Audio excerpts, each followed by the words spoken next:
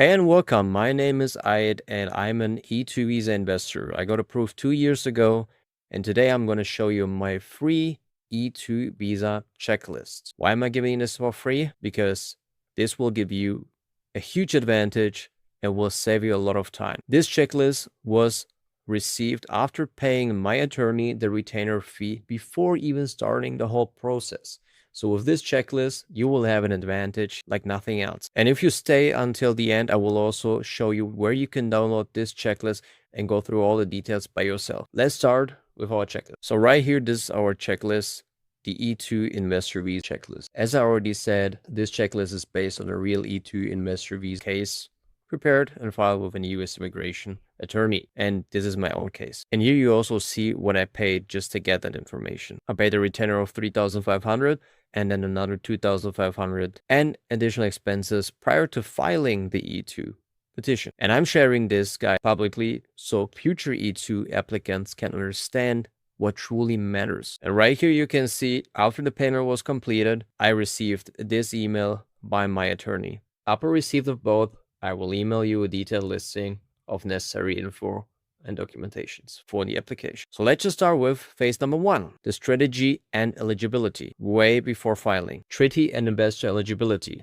The investor holds nationality of an E2 treaty country. This is really important. For me, it was Germany, which is an E2 treaty country. The investor owns more than 50% of the US company or has operational control. The investment funds are lawfully sourced and traceable. The business model validation, new business, acquisition, or expansion needs to be clearly defined. In my case, it was a new business while using prior knowledge that I gained from my experience as a business owner in Germany. And one crucial part right here, the clear path to job creation and economic impact. The second phase, the US company setup, corporate formation documents, certificate of formation, the articles of organization, operating agreement, EIN confirmation by the IRS, US business address, so you need a lease, co-working or commercial office, a US business bank account as well, and the capital deployment. This is really critical. You must show that funds are already invested or irrevocably committed. So you need wire confirmations, you need bank statements, personal and business statements. You need proof of expenditures, rent, equipment, marketing, software, payroll, and so on.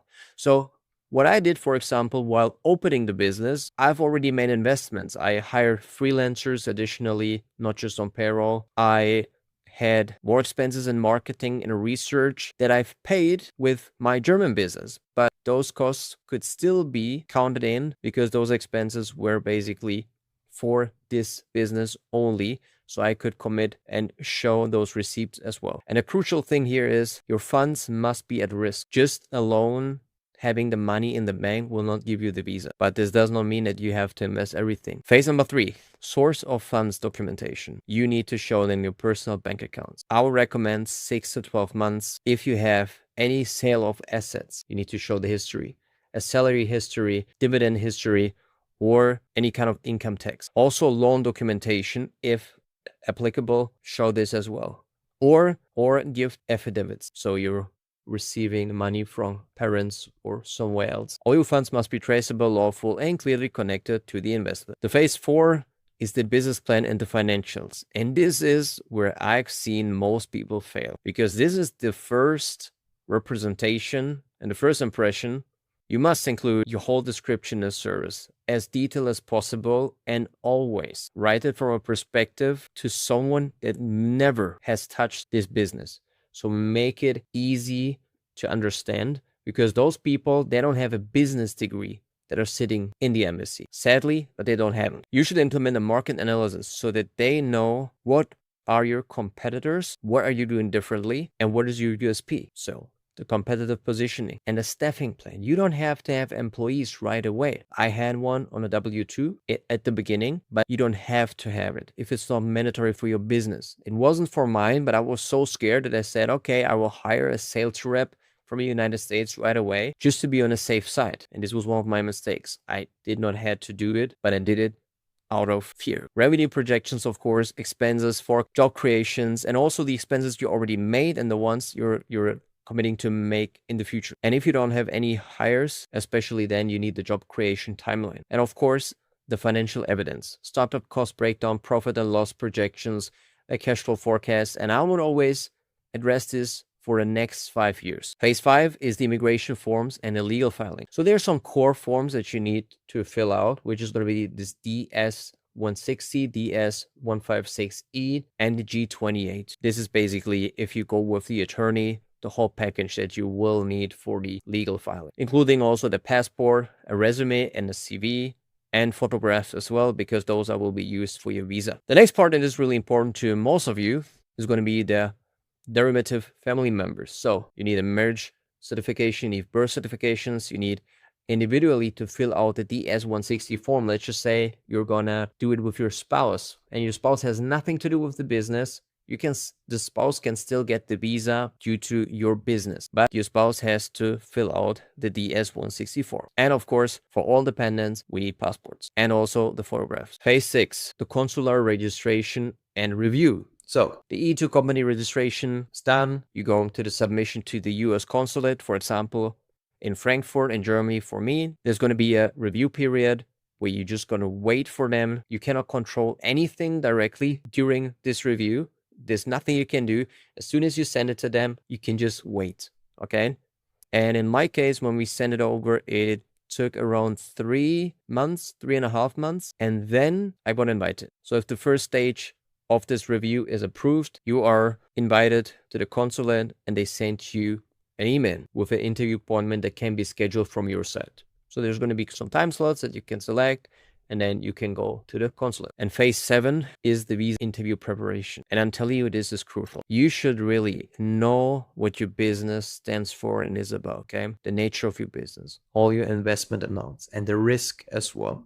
The job creation, because this is what they're looking for. They want investors that are creating more jobs and bringing a benefit to the country. And they will ask you always about your role, the investor's role. Are you executive? Are you essential? Are you a manager? Are you doing all of it? Or what are you doing there? Like, what are your positions and how are you planning to provide for this business in the future? Because they want to see that this has a long-term viability. If this is something that can crash right away, it might not be the right thing. And another thing, this wasn't a big factor for me, but there are going to be a lot of people that will struggle with this. Background checks apply, name checks, DUIs, technology fields, nationality-based clearances as well. And now we're going to go to the phase 8, which is the visa approval and entry. After the approval, passport's going to be returned with the E-2 visa. It's going to be stamped, and each US entry grants a 2-year stay. So you need to travel out of the country once. You need to download and verify your I-94 after every entry as well. And also, there's going to be a spouse work authorization, which is the E-2S, automatically authorized to work. She does not have to, or he or she does not have to work in your business. They can do whatever they want, W-2, they can start their own business, they can study, they can do all that not related to your business. So there's going to be a post-entry compliance, address and registration duties, the RA11, change of address within 10 days, and carry your I-94 with the visa proof at all times. Another thing is going to be hiring and the payroll. I-9 verification for all employees, the payroll setup, and federal and state tax compliance. It's really crucial. Your IDs and accounts, of course. You can then apply for your social security number. I would recommend to do this 30 days within your entry to the country. And if not already, add more business banking or personal banking, and also accounting and bookkeeping afterwards, if not manageable by yourself. And phase 10 is long-term, but I will mention it, renewal. Okay, the E-2 visa typically is valid for 5 years. In my case, for other countries, it's just 2 years. The company's registration must be renewed, so watch out for this. Depends on the state you're choosing. You have to renew your, let's just say, LLC every year. The reviews begin 12 months before the expiration, and this is going to be based on tax returns, employee count, revenue growth, and continued investment, of course. So this is basically the whole step-to-step guide that you should keep in mind. And you can download this checklist completely for free on my website. I'm going to write the link down below in the description. And I'm also going to show you the website on the screen. The website is called e2.visa.ibado.net right here. I'll send the link down below, and you can just fill out your information right here and get your free checklist right here. And everything that I just told you about is going to be mentioned right here. And we're going to have more benefits and more stuff here as well. So just feel free to browse around. There's another website that I would recommend you. It is going to be the visa.ivado.net.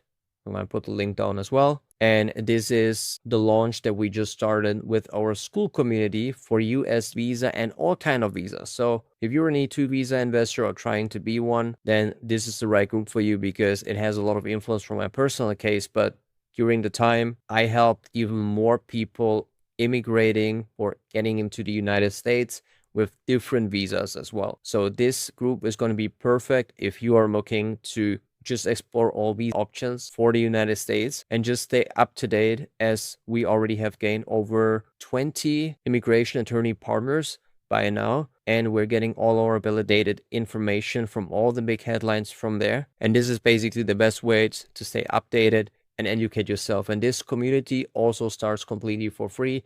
You can just join right here, and this is where you land and explore all the information. Now we're at the end of the video. And if you have any questions or any requests about any kind of visa, as we only do educational information here, you can comment down below. We are going back to validate everything with our attorneys, and we'll prepare a video for it. And of course, if you liked and enjoyed what I'm doing here, it would be great if you could leave a subscription or just explore all our free content that we have on the other platforms, especially in our school community, and make this the biggest US visa school community out here.